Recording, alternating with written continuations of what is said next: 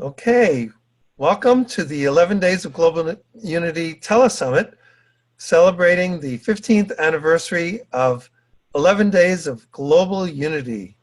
I want to bring on my co-host, Karen Palmer, who's calling in by phone.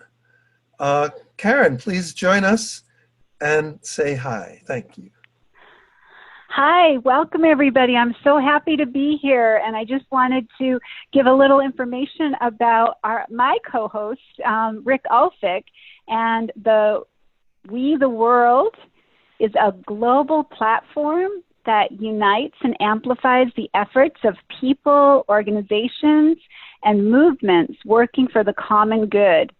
Rick is the co-founder of 11 Days of Global Unity, Ways to Change the World, linking local awareness and action campaigns into an inspiring international movement with participants including Desmond Tutu, Jane Goodall, Marianne Williamson, Deepak Chopra, Bill McKibben, and many, many more. Welcome, Rick. It's great to be on with you.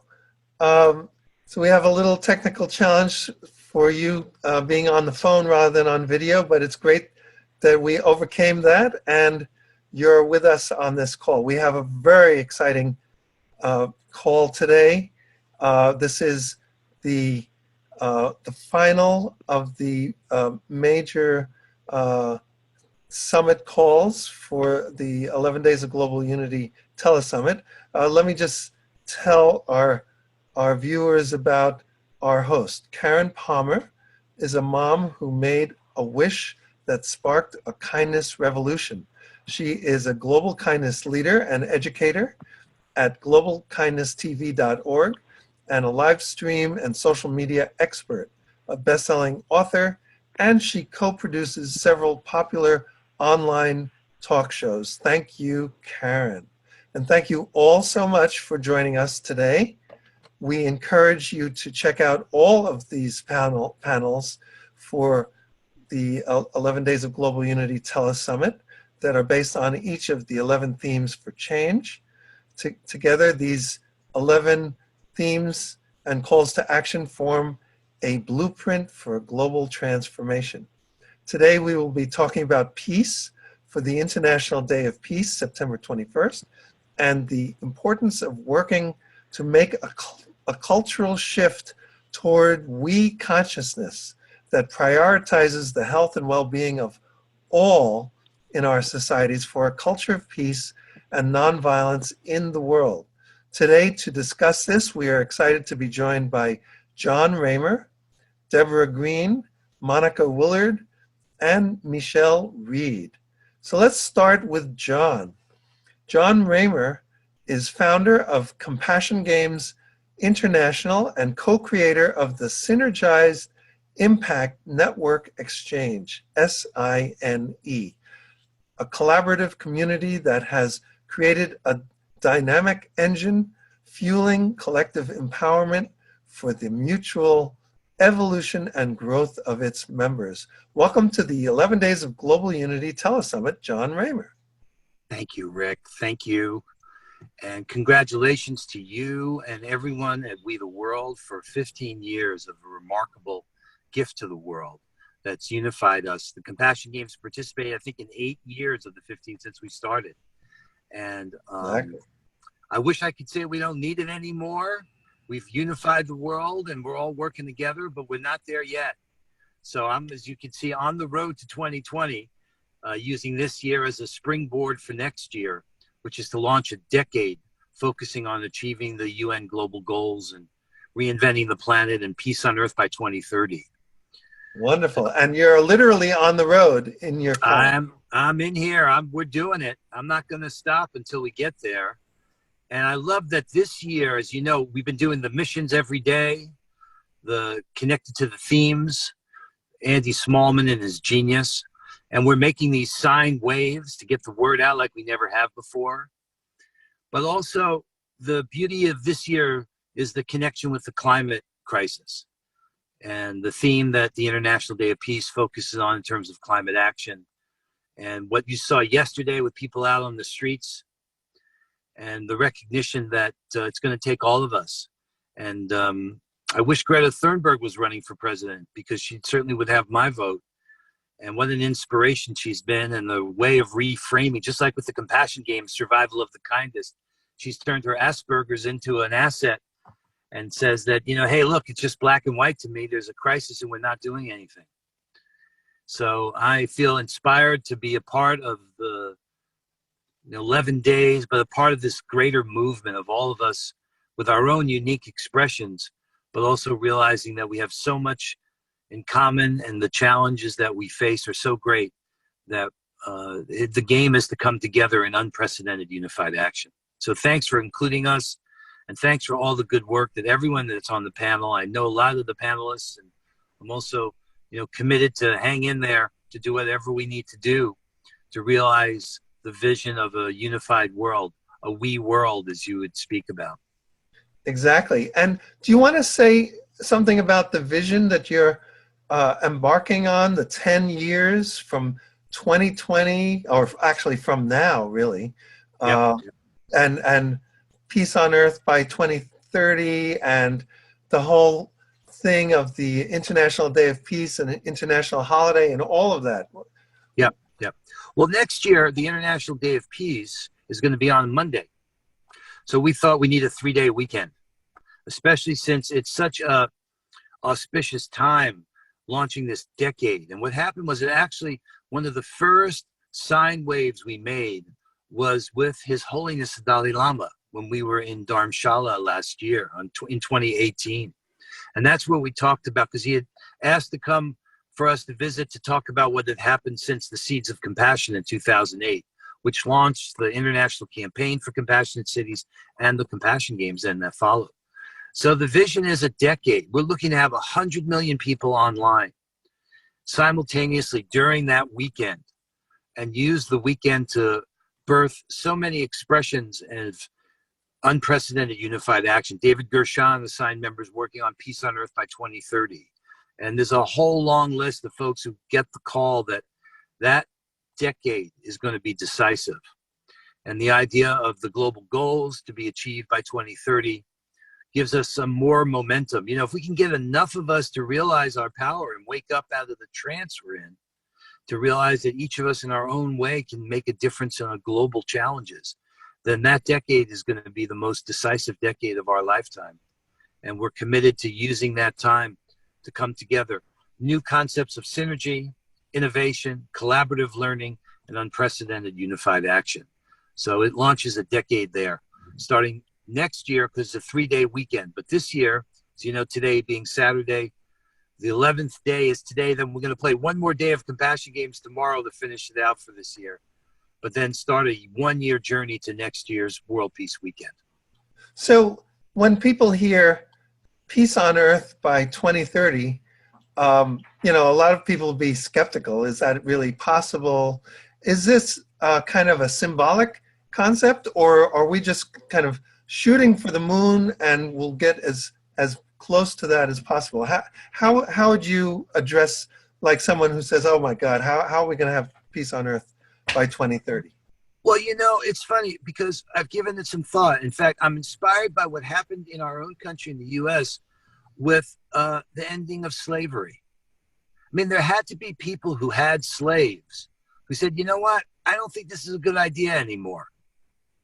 And not only did you have people who had slaves give up the idea of continuing to own slaves, but then some of them became abolitionists and actually fought for and were making the world aware of the fact that that needed to change. So the idea of us stopping killing each other, I know today it may sound like a crazy idea, like, wait, people are supposed to be killing each other. I don't think so. And I'd like to believe that actually Phil Lane, my partner in this, Chief Phil Lane, talks there is a lesser peace.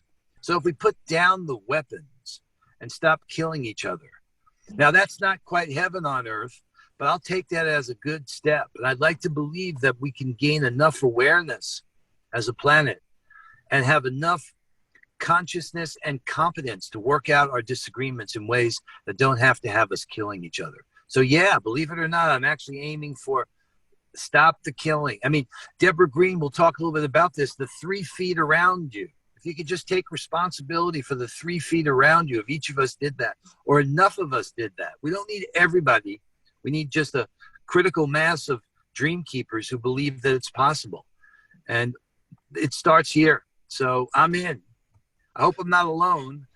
But if I'm alone, it's going to take maybe longer than a decade. But I don't think I'm alone. You may say I'm a dreamer, but I'm not the only one. Right. I can imagine what's going through your mind now. I hope someday you'll join us.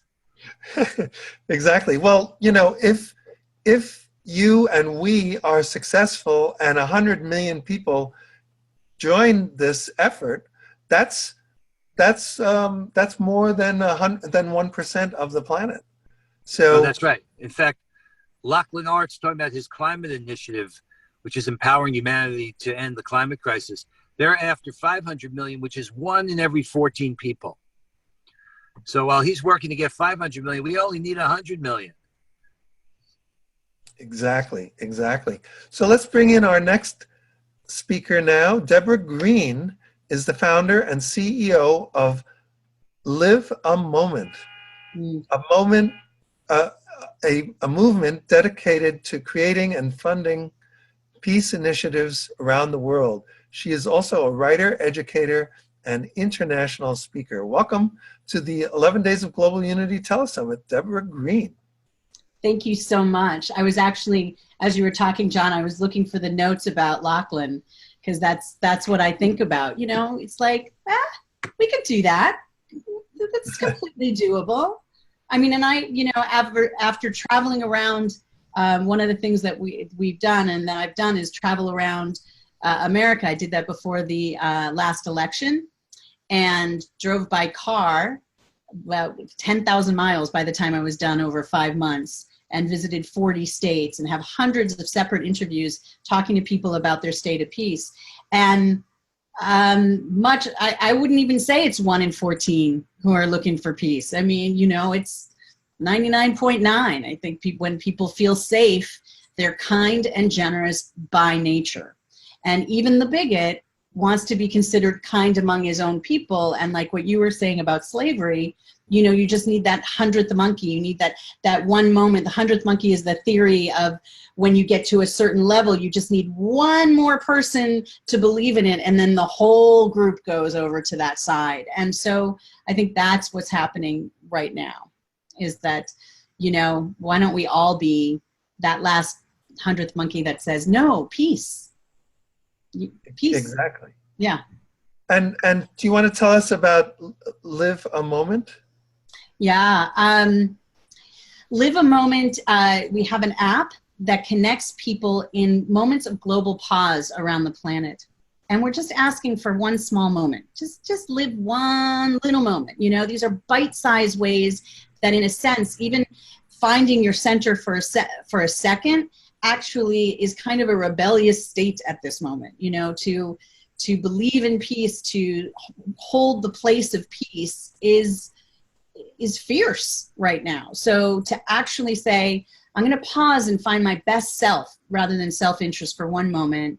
And then on the app, you reflect 3 emotions, and it maps out how many people and where have the same feeling as you at the same moment in time. So you're just taking a step back to, I breathe, you breathe. I feel, you feel. So not only have you taken the moment to see how you're feeling, which a lot of people, might not do on a given day, but then you see on this map, you see, wait, that person and that person and that person feel the same way as I do.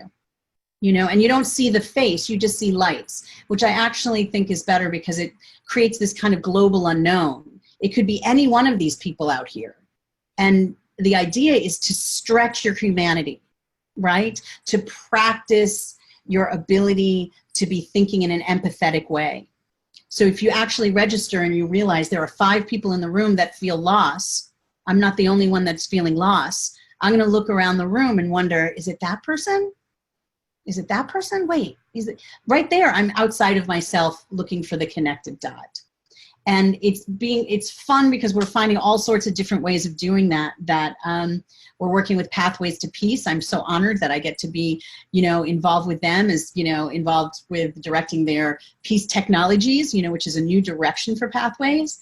And that we have this peace pause, peace wave that we're doing at noon for the culture of peace every day on the app.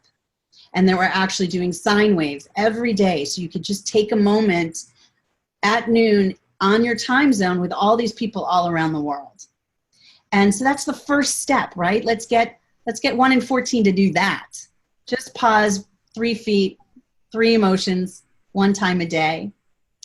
And then with compassion games, we're also looking at these global pause, these ways of taking a moment where you're either a moment that we might need to collectively de-escalate, or God forbid, a moment that we actually need to celebrate and get everybody in alignment to take these pauses. And to work with compassion games is really exciting. To work with Sign and all of them is really exciting as well. That sounds great. So it's not just taking a moment of silence, for example, on the International Day of Peace, which is kind of a traditional way to acknowledge and celebrate the International Day of Peace with that moment of silence at noon in your time zone. So you're extending that every day, all year round. Is that what you're saying? Yes, wouldn't it? I mean, this goes to your question of, is peace possible? What if it was a cultural norm that regardless of if you have the app with you or not, the clock strikes 12 and everybody pauses? What if it was a global cultural norm to reset at noon?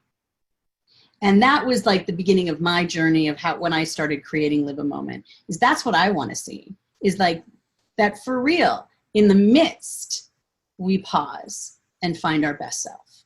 And that it should be every day. And that's what, Ambassador Chowdhury and Avon and Monica and all these people have been working on for so many years through the UN, is let's create a culture where peace is the norm. It's the go-to, and that when we're not feeling at peace, that dis-ease, that, way of not being aligned is actually is noticeable, more noticeable because it isn't normal, right? What if we normalize peace?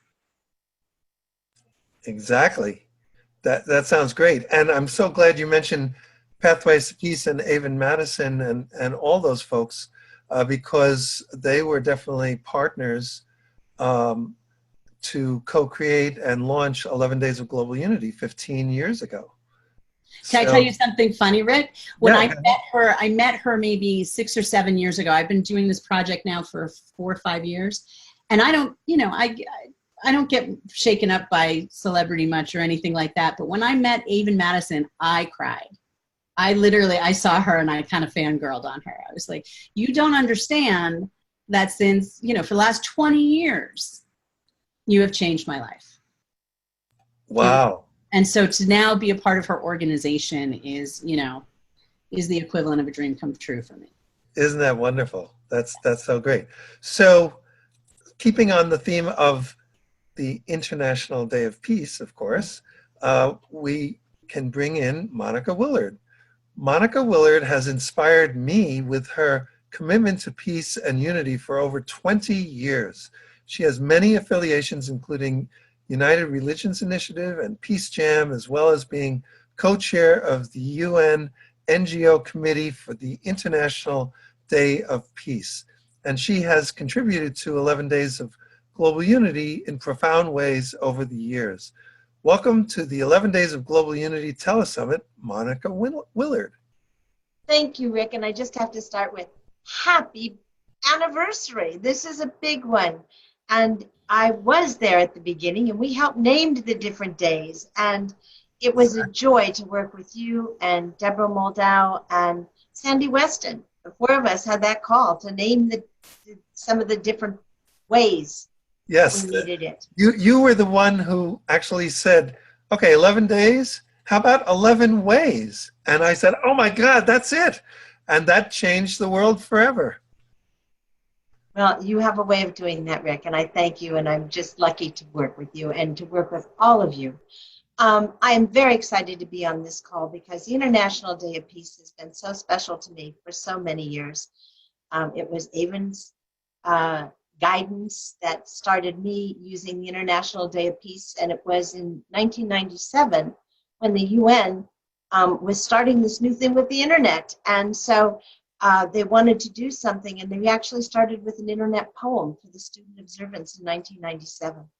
So it has been a wonderful journey.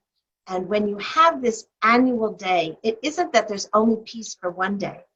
It's that if you're working on something throughout the year, you have to be a better person, because otherwise, who's going to listen to you talk about peace? So to continue with it, it has been just by holding the International Day of Peace in my heart and praying at 12 noon, most days, may peace prevail on earth, that we are really making a difference, at least in our 3 feet or our world. And that does make a difference.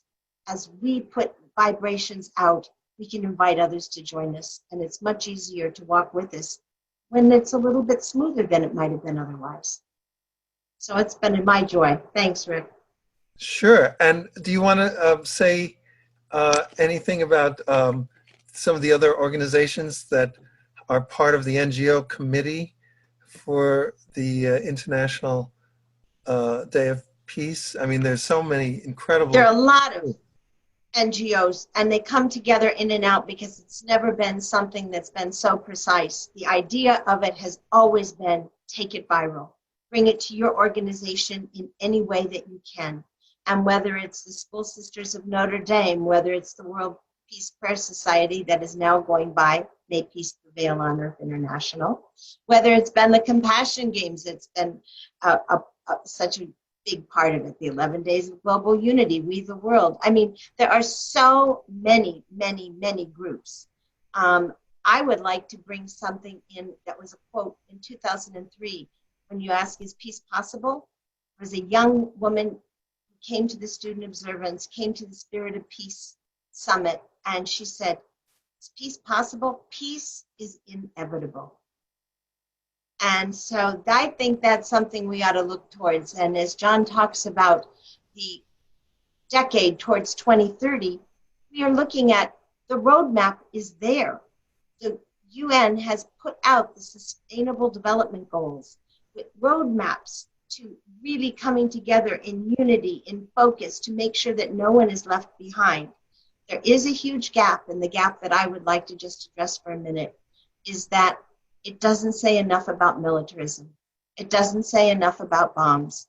And so one of the organizations working this year on the International Day of Peace is Abolition 2000, who's also encouraging people to continue the work through the summits at the UN, which is the Summit on Climate Change, the Summit on Small Island Developing States, and also to look on September 26th as the day for the total elimination of nuclear weapons. And we know that one nuclear exchange would set off a climate change beyond belief. So it isn't just a little reach to move together militarism and climate change. We must recognize how inextricably they are linked in total pollution and moral degradation. And so it is time, it is our goal, not just for 2030, but to bring it more into our individual lives so that by 2030 we can appreciate this shift in a big way. Exactly. And, you know, we addressed this in detail with our session on disarmament with Jonathan Granoff and Alan Ware. And it was pretty profound to hear what they had to say about disarmament and all those things that you were just referring to. So let's now bring in our next guest. Michelle Reid is a grandmother who has led a life of helping others, especially those with no voice. She has worked with youth at risk, pregnant teens and teen moms. She was director of a teen shelter and a foster adoptive mom, and has been helping Native American inmates and their families, as well as helping children who had a parent in prison. Currently, Michelle is coordinating We the World's Peace campaign, and through that is taking the lead on a program called Day of Nonviolence in Prisons on September 21st, the UN International Day of Peace. So welcome to the 11 Days of Global Unity Telesummit, Michelle Reid. Well, thank you, Rick. And I want to say I'm really blessed to be here on this panel, but also to be a part of We the World. It has totally had a great impact on being able to reach those that don't have a voice, that I've been doing with, especially with the prisons, and has given a great opportunity to bring this International Day of Peace to those who don't even think about coming together ever in the prison system. I've been doing this work for 25 years, and I was brought up because my brother was in prison, so I've been on both sides of the fence, so that's why I can work with the families, because I know what the children, especially the children, go through having a parent that's incarcerated. And one of my children that I adopted had a mother who was in prison, and we would go do visits. So my work here, when I was asked to do peace, I was just not even aware that I said, well, maybe I could just try with John, who's a Chippewa that I've been writing to for many years, and he's in Michigan. And I said, I'll just start there and see if maybe he want to take on that project.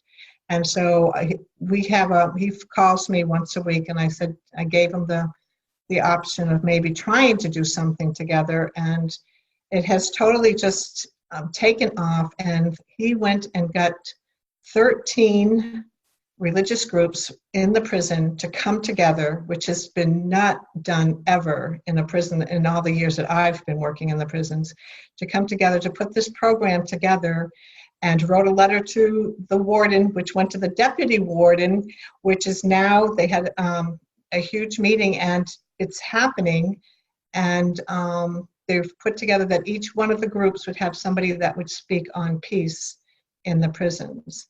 And so when he said he was going to do that, so I thought that if I could get and unite the religions, that maybe we could do uniting the religions to bring peace, the Day of Nonviolence to the prison. So I wrote to quite a few religious organizations, and that not many got back to me, but the Universalists, Unitarians got back to me, and they have a network called Worthy Now, which is a prison ministry network. And so Reverend Rodney, I wrote to him, and he got back to me, and they were approved and have writing out on their network of 400 prisons. They've written out 400 letters to the chaplains of their network of prisons. And so we're hoping, that everything turns out well for them on this day, on International Day of Peace.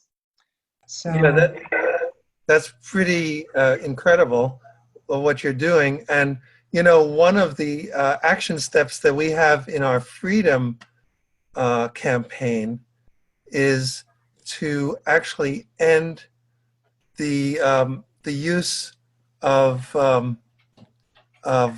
prison and jail to address poverty, drug addiction, and mental illness, because it's because we're not putting as many resources into that's where those people are winding up in prison. And it's like yes. What happens is, if it ends up, if they're in there for substance abuse, what happens is that's really a health issue. But if it's not addressed as a health issue, then it turns criminal, because if they do need to get drugs or alcohol, they're going to do a criminal act, and that's what brings them to prison, and is really the substance abuse and not so much, but to have these men come together, it's just like, it's so healing. It's just an amazing feeling, knowing that, that they're there. They don't have any self-esteem. They never thought, and even the chaplain had said that in all his time that he was there, he has never seen this 13, religious groups getting together to create this day of nonviolence, and having the warden, approve it and be a part of it. It's an amazing. So this brings hope, because of the fact that here people think that, and I think that is a really great thing to see, that if we can get this done in the prisons, then we should be, who are people that are living in stress and strife and mainly just trying to keep to themselves, for them to come together really shows that they are human and can show us out here that if they can do it in there, then we should be able to continue and do it there. So that gives me inspiration and hope that it is possible to have peace. Yeah, and one of the things that we've been talking about with the International Day of Peace for years is the concept of a global ceasefire on the day of the International Day of Peace, right? But that idea of a ceasefire can be extended in many different ways. And in fact, this goes to some conversations I think we've had on the We Team calls. The idea of having a ceasefire in our communities on the International Day of Peace, right? Well, there's Cities for Peace, Rick, that is actually started that in LA.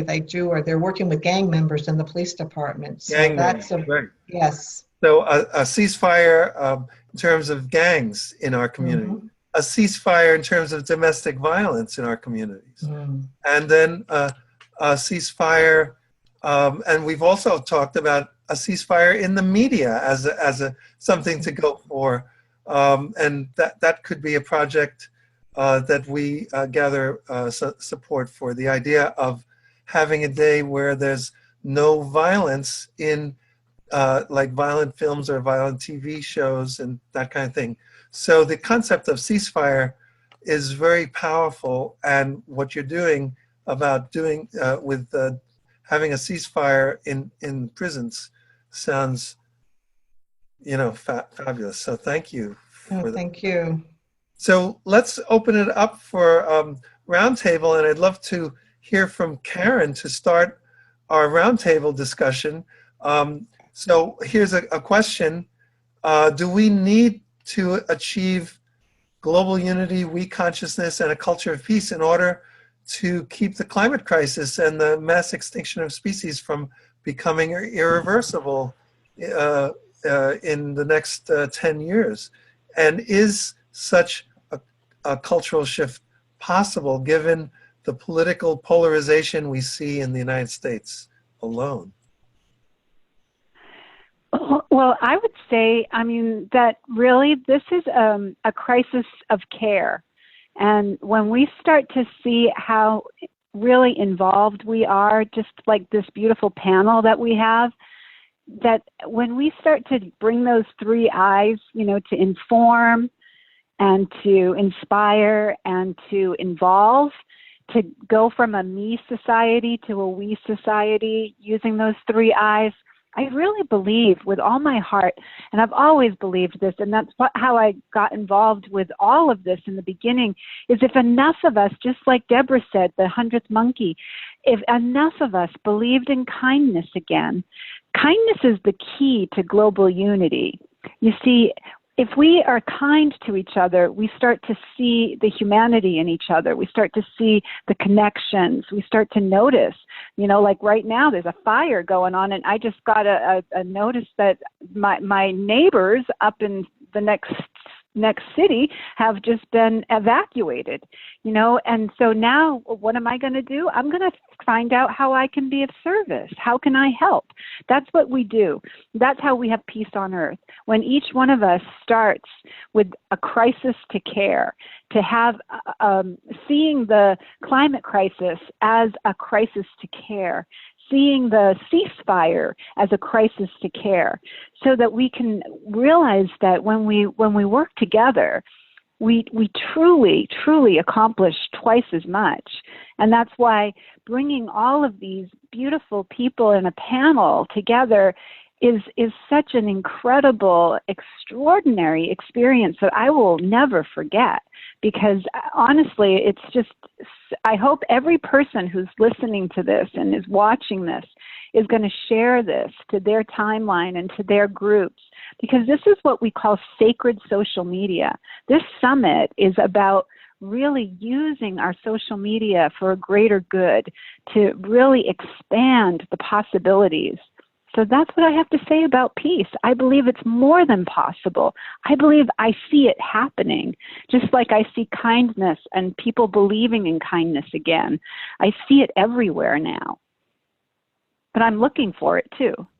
Exactly. And John, have you any thoughts on all of this? Yes. Go ahead. It's ours to do. We all seem to be on the same direction. And what's beautiful is that, we connect through our similarity, but we can innovate through our diversity. So, as as a musician, we've learned that listening is so key, and how we connect with each other and honor each other and respect those differences. We can, do so much more by taking this approach, by starting from within, working in a circle, in a sacred manner. We heal and develop ourselves, our relationships in the world. That's the indigenous wisdom that Chief Phil Lane Jr. shared with me. That's inspired all the work we've been doing. We have everything we need. We know the way. We just need the will. And that's where we can't let the fire go out. Each of us are keeping it burning bright for each other. And eventually we will get there. Like someone said, like Monica reminded us, that it's not just possible, it's inevitable. Exactly. Thank you. How about you, Deborah? I love this group. Karen, good God, your kindness just seeps through, even though we can't even see your face. So I have such love for you. I was thinking a couple of things that I wrote down was when we were talking about the 3 feet. It was during a class with a 12-year-old boy after 9/11, and he said, "World peace is too big for me," and this was like within a week of 9/11. And in the moment, I said, "What about 3 feet? What about just, arm's length around you? This is your world, right? And this is my world.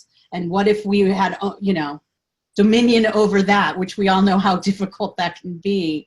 And he just lit up and said, "Oh, I can do that." And at that moment, I thought, okay, so can I, And that was the beginning for me. It was like, okay, 3 feet at a time, small incremental actions can shift the world. So I think when we talk about climate change,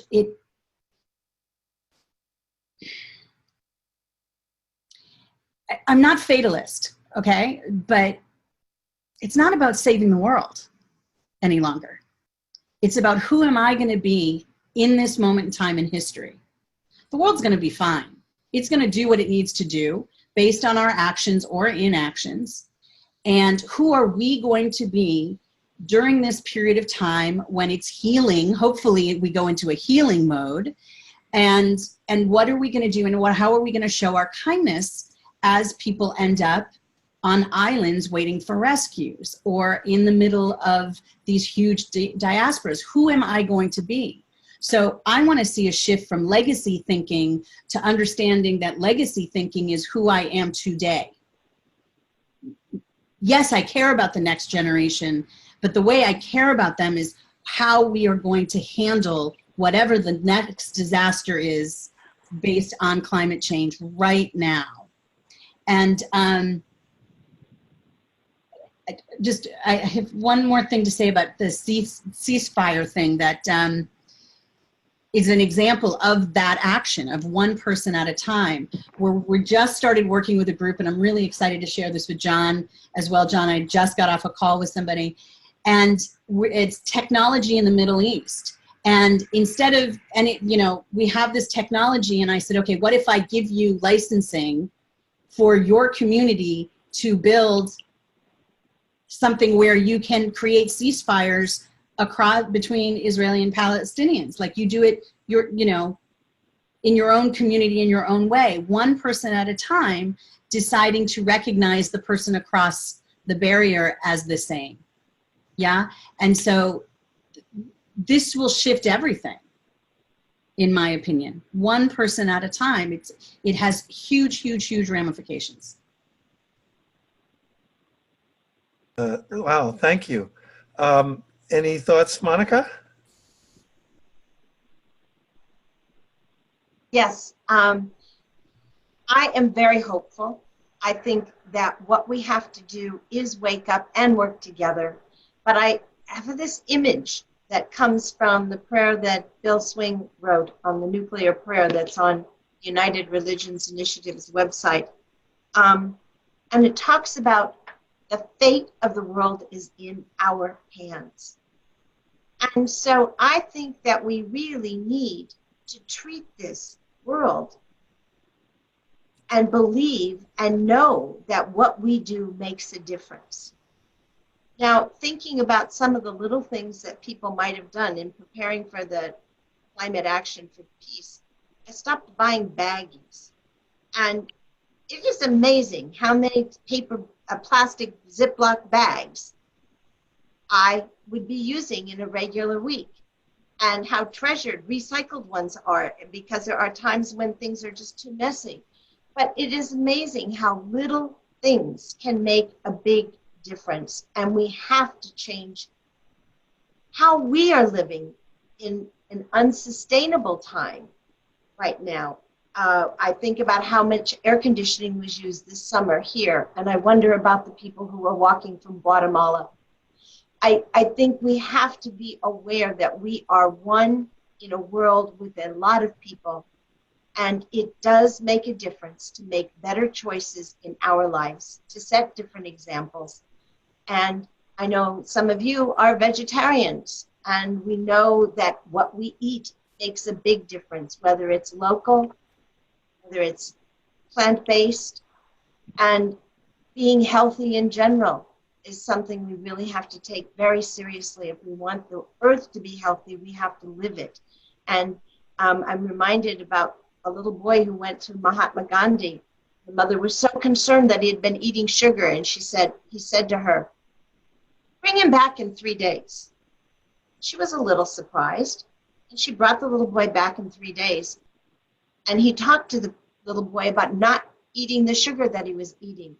And then the mother said, "Well, why did you have me bring him back in 3 days?" And he said, "Because I was eating sugar, and I couldn't tell him not to until I wasn't." And so all of us have to make some of these little changes and think about the clothes we buy. Where do they go when we give them away? The whole issue of our water and treating it as sacred. There are so many things, but if we do little things, it does make a difference, and we start living a lot differently. Exactly. Michelle, any thoughts on your end? Yeah, I would go along with that. I mean, I don't have air conditioning, I don't have TV, so I've lived a very similar. The Quakers is that we all should be living simply so others can simply live. And so, Oh, it's breaking up a little. Simple is best. And so, and I think that if we all do those small little acts, and really keeping it local, local farms, and knowing where your food comes from, and not using the plastics or the paper towels and things like that, that those small acts do ripple out. And as your actions ripple out, to see other people will continue, and then we'll have it. Because again, we do have to start within in order to have it ripple out. So. Yep. So as we wind, did anyone else want to say something? Because I was going to say, as we wind up, could we just go through, and Michelle, maybe let people know how people can connect with you and your work and support the work. Any email address, or Okay. how would you like people to connect and support your work? And this is kind of in answer to the question that we always like to ask: what can we do together that we can't do on our own? So go ahead, Michelle, and then we'll go around. Okay, if people want to contact me, it's Michelle Reid, REID 1313 @yahoo.com.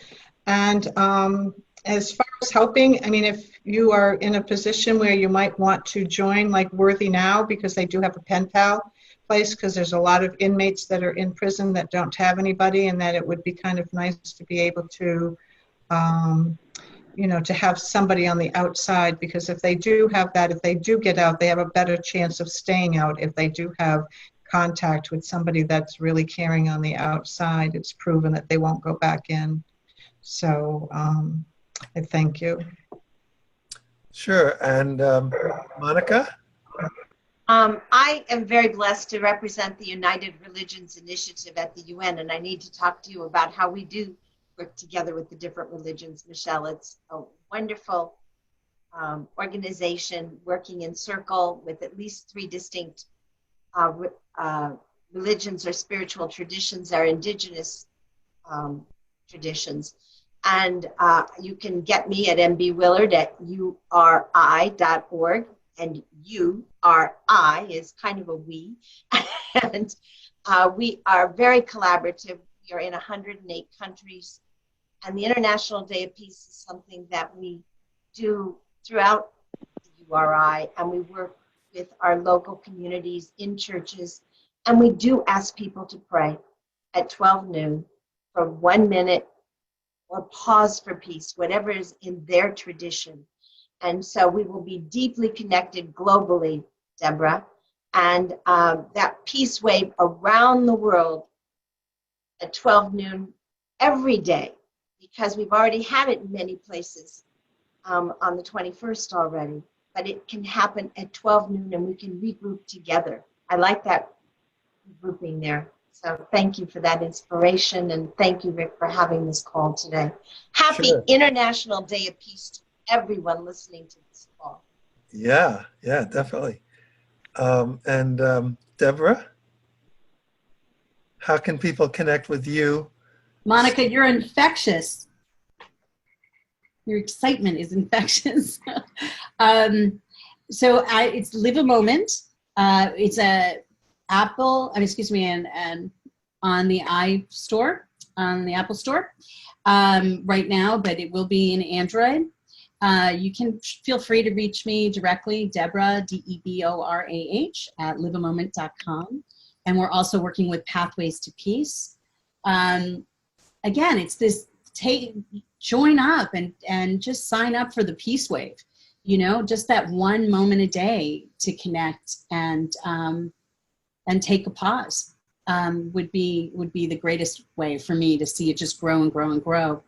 The other piece is our State of Peace. If you're in college or in high school and want to become, I've been doing the peace traveling around the world, and we want students from all over to join us to start dialogues, to asking each other about their peace of mind and filming. And if you're interested in that, also let us know, because there are student-run orgs now that are going to be involved with us to do that. So I would be honored to have lots of people all around the world doing this.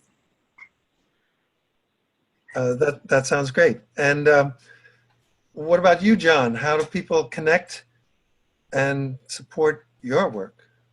Well, there's the Compassion Games, the Survival of the Kindest, compassiongames.org.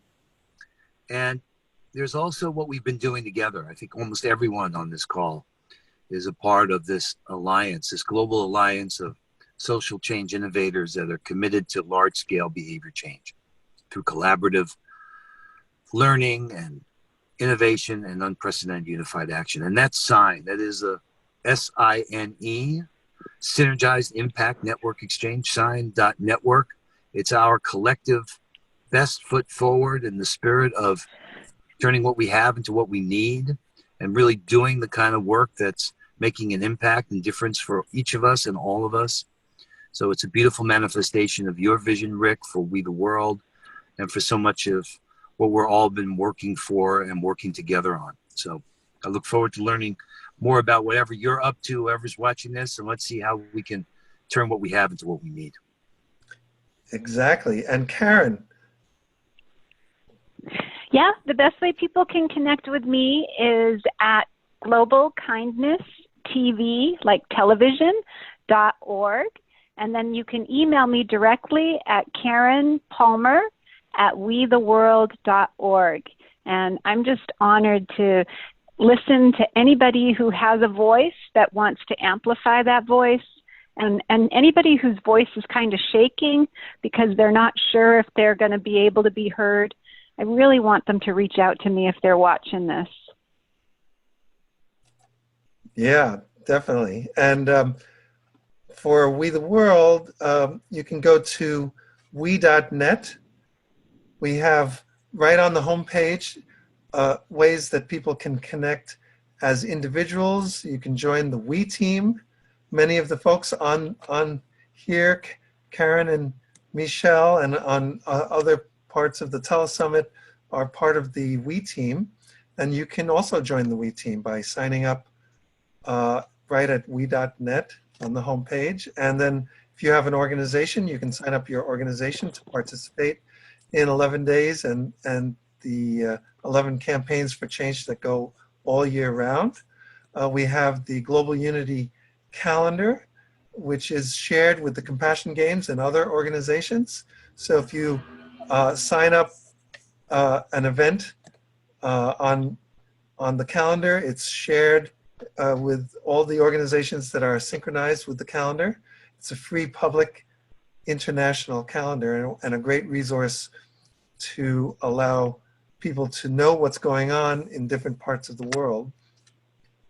And of course, we have the Global Action newsletter, which you can sign up for at we.net.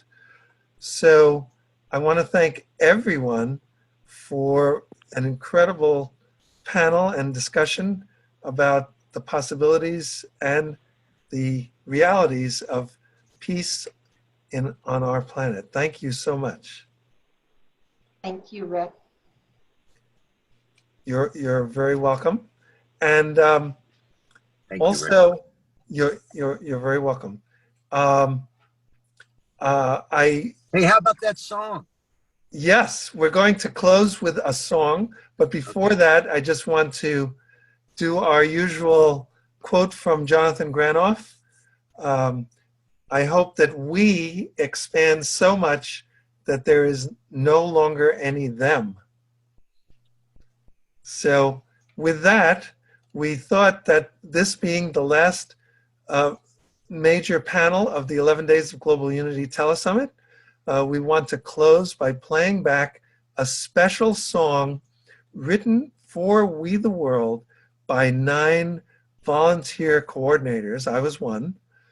And they and we were collaborating across 3 countries. Heidi Little is singing the lead. So I'm going to play back that song and actually share the screen so you can see the lyrics as it's going by. So stand by. And here we go.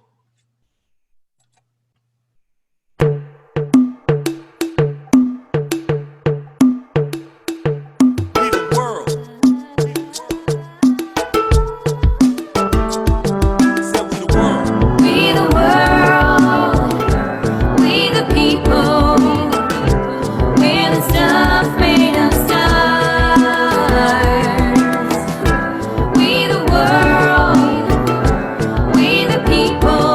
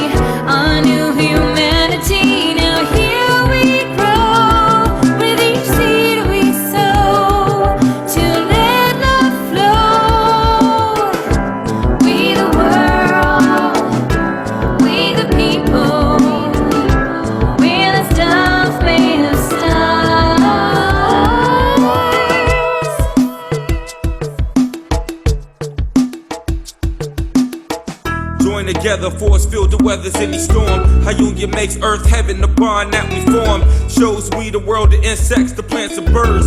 We're the stars in the skies, we create the words to describe what we see, to take us where we wanna be. We all wanna be free. We the mountains, reach for the sun. Everybody, part of everyone. We the world. Intentional kindness will take away the blindness. Peace and love will eventually find us. Enjoying harmony, creating shares of unity. We spread positive vibes through our communities. We the world, we the people. Envision one that reaches all within the soul, that's the mission. Within the heart, joyously shared in peace and art. The art of share, the art of care. We say that's a decent start. The art of action in our lives ensures that the dream survives.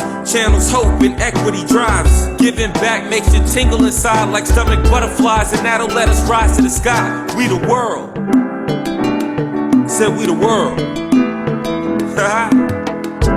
We the world. We the people.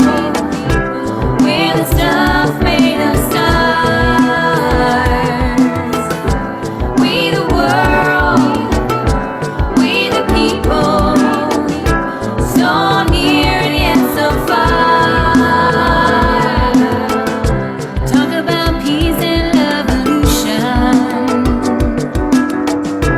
where we're all one race, working together with a solution. True equality, one world community, from me to we, a need to be, will set us free. We the world, we the people, we're the stuff made of stars. We the world, we the people, so near and yet so far. We the world, we the people, we're the stuff made of stars. We the world, we the people, so near and yet so far. We the world, we the people, we are made of stars.